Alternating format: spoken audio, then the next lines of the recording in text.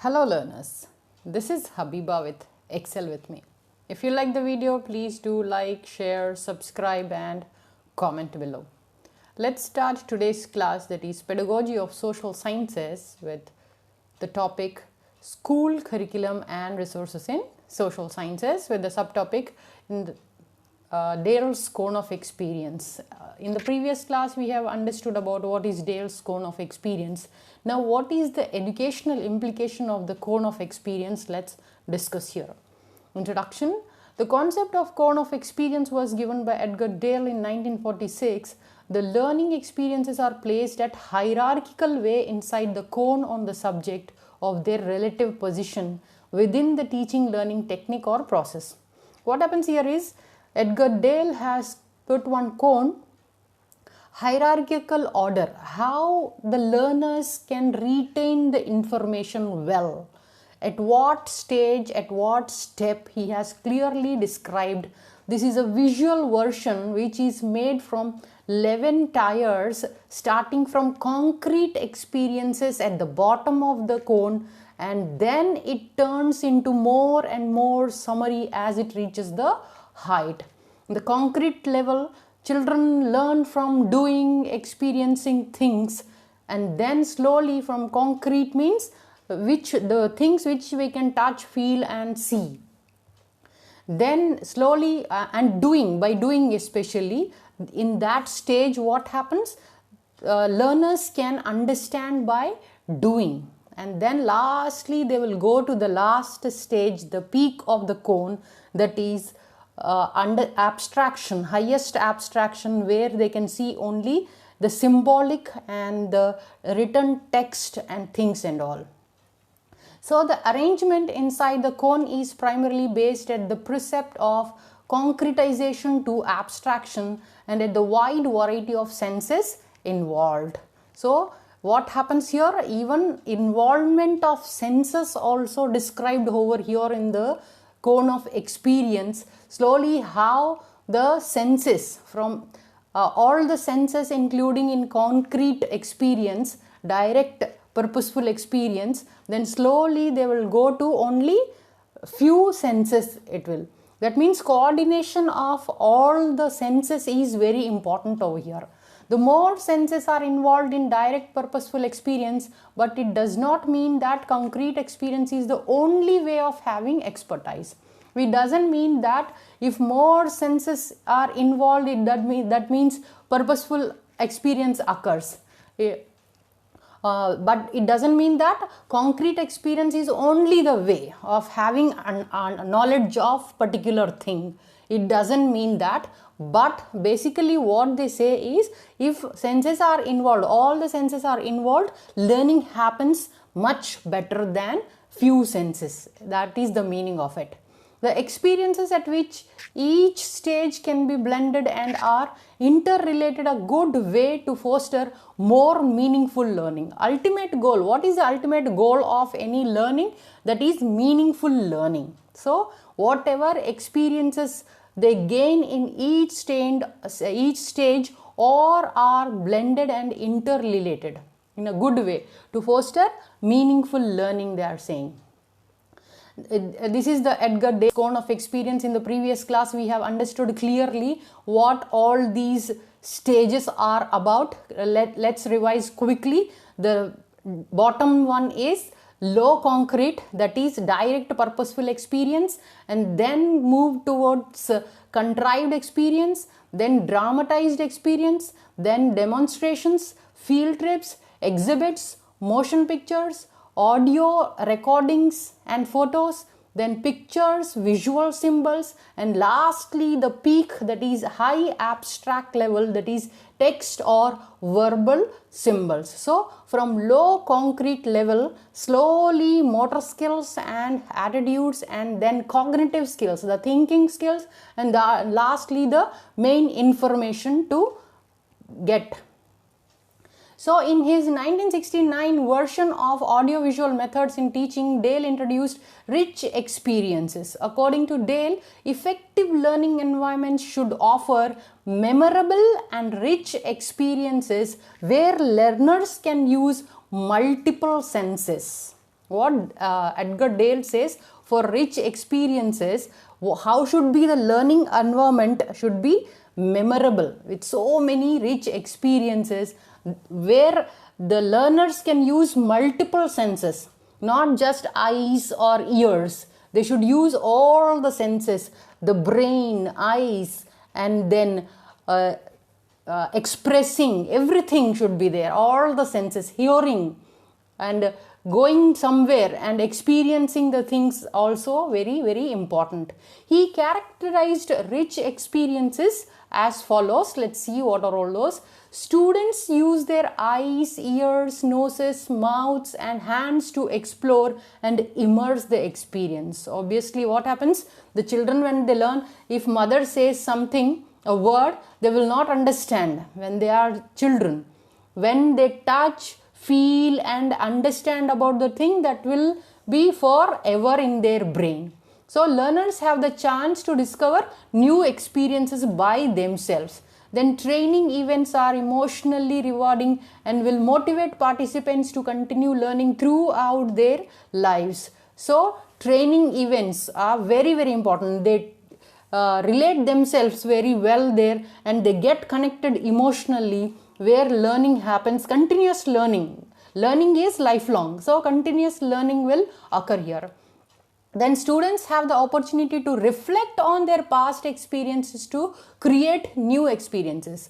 What in constructivism we understood, already children are having so much of experience and knowledge. What they have to do is constructing new knowledge upon the past experiences. Here also that happens when all senses are involved. Then learners get a sense of personal achievement. Slowly, when they do by themselves and they go to the last peak, they will understand that we have achieved something, that independence will be there of learning. Then students can create their own dynamic experiences. By themselves, they can create their own experiences by exploring things.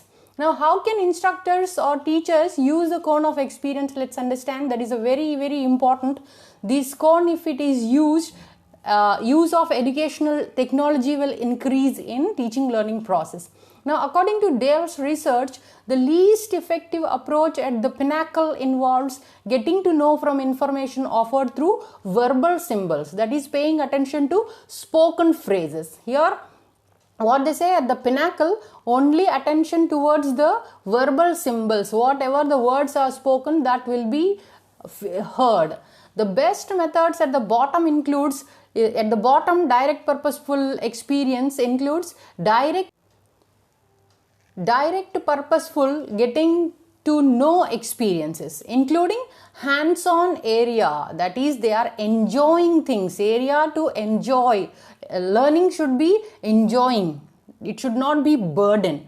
Direct useful studies, what does it represents? Truth or the closest matters to real ordinary life. That is very important. Whatever they are learning, it should not be abstract, that only in the minds. It should be connected to real life learning, that is related to ordinary life. The cone charts the average retention rate for various methods of teaching. The further you progress down the cone, the greater the learning and the more information is likely to be retained. Obviously, we have seen even the percentages. We will see again, once again, recapitulate how the percentage of retention also has been clearly explained through this cone of experience. It also suggests that when choosing an instructional method, it is important to remember that involving students in the process strengthens knowledge retention. What should be the aim of the teacher? If they are teaching something, that means the knowledge should be forever in their mind. That means learning through all the senses with so many teaching aids and technology. Nowadays, they have n number of options to use to make the learners get attracted towards learning, and better meaningful learning is also possible. Now, it reveals that action learning techniques result in up to 90% retention. Obviously, we have seen in also real life situation also, when we experience things, then only it will be in our memory for a longer period. Then people learn best when they use perceptual learning styles. That is, perceptual learning styles are sensory based. That means all the senses are involved. Hearing, listening, reading, thinking, and using all the motor skills, all are very, very important. The more sensory channels possible in interacting with a resource, the better chance that many students can learn from it. According to Dale, instructors should design instructional activities that build upon more real-life experiences. That is the main focus of, even NCF also says the same thing, that the instructors should arrange such activities, brainstorming activities, discussion activities, and different kind of projects, and then making models. N number of activities are there. The teacher can plan to correlate with real life situation. In social sciences also, they can have N number of situations they can create to the students, that is mock elections, mock parliament, going to the museums and seeing all what past experience was there. They can see what past history of our country they can see, and everything, even monetary things also they can make them understand, taking them to the banks and all. How real life is there, they can understand so easily, so that it will be easy for them in future life. This is the Edgar Dale's cone, what I was talking about, already explained here in the past. Let's quickly recap. What are the learning outcomes? People are able to analyze, define, create, evaluate. Where it happens? At the bottom of the cone. The 4 stages where students will be able to analyze, define, create, evaluate. And then next 4 stages, students will be able to demonstrate. They will be able to apply the situation in real life. They will be able to practice. Then lastly, read and hear, last 2 stages, they will be able to define the things. That is, maybe definition or the meaning of something, or they will be able to explain or list out things what they have learned. So, what they have learned listing out, that means just little bit of memory. So, that is 10% what they read. Then 20% when they hear. Then 30% when they view images and watch videos, action videos. Then 50% of what they see and hear both. That is attending exhibitions, watch a demonstration or something. Then 70% what they say and write, that is participating in hands-on workshops, design collaborative lessons and all. Then 90% of they do, that means not just listening and hearing, they do by themselves, that is simulate, model or experience a lesson, then design by themselves, then perform a presentation, that is do the real thing. That is 90% of the things they will remember. So Dale's cone of experience is a tool to help instructors make decisions about resources and activities. The instructor can ask the following questions, then it will become easy for them to design the how they want to design their lessons to be taught to the students. Where will the students' experience with this instructional resource fit on the cone? How far is it removed from real life? They have to question themselves. Then what kind of learning experience do you want to provide in the classroom? That is very, very important to get the attraction or attention of the students. Then how does this instructional resource augment the information supplied by the textbook? That is also very important. What kind of instructional resource you are giving which is supplied in the textbook? Then what and how many senses can students use to learn this instructional material is very, very important. Then does the instructional material enhance learning? That is a very, very good question to be asked by themselves, that whatever instructional material they are using, does that enhance their learning?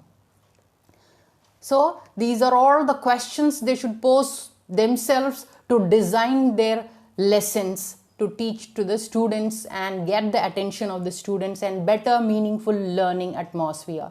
Then let's conclude this topic. Dale's cone of experience is a model that incorporates several theories related to instructional design and learning process. During the 1960s, Edgar theorized that learners retain more information by what they do as opposed to what is heard, read, or observed. His research led to the development of the cone of experience. Today, this learning by doing has become known as experiential learning or action learning. So, this is all about Edgar's cone of experience, how educationally we will implicate. If you like the video, please do like, share, subscribe and comment below. Thanks for your attention and time. Happy learning.